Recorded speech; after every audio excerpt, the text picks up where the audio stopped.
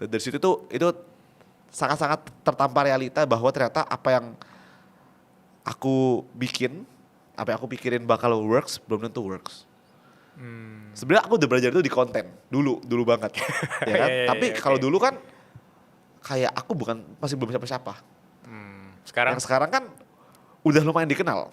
Jadi dikenal banget. ketika aku bikin sesuatu yang itu bahkan itu branding aku, math, kayak apa ya? Kayak ngajarin matematika, harusnya banyak orang dong yang join. Itu kan pikiran seperti itu. Jadi pas ditambah realita kayak gitu, akhirnya aku shifting terus. Untungnya bisa adapt. Kayak baca market, oh mereka maunya kayak gimana? Oh ternyata mereka maunya bimbel atau belajar sesuai dengan kebutuhan mereka, bukan program aku gitu. Tapi ya seperti bimbel pada umumnya. Ya udah aku bikin. Coba bikin, terus bikinnya online juga. Itu benar-benar sambil jalan sambil belajar gitu. Dan itu mungkin skill terpenting yang harus dimiliki setiap kita ya, adaptasi. The power of adaptation. Nggak boleh terlalu idealis sih menurut aku.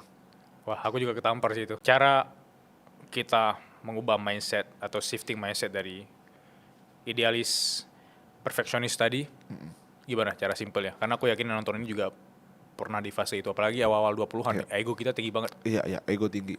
Gak ada cara simpel sih bro.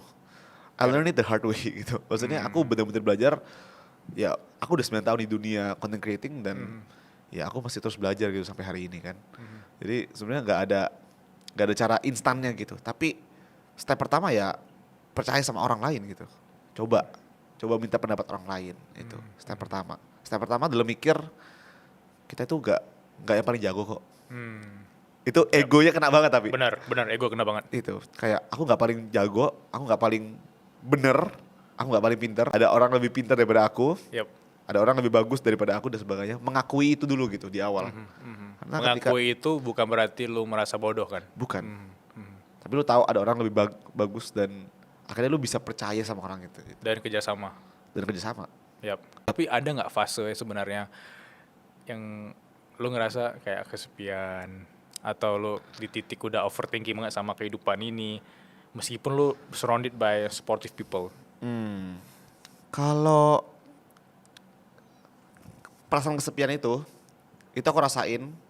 Itu mungkin quarter life crisis aku juga ya gitu. Itu salah satu masalah yang aku benar-benar rasain ketika aku pulang dari Jepang. Ketika pulang, which is di tahun? 2022. Ketika pulang dari Jepang, terus aku harus stay di Indonesia dan udah nggak ketemu lagi sama teman-teman aku. Itu 2024 berarti. Ya baru banget berarti. Baru ini.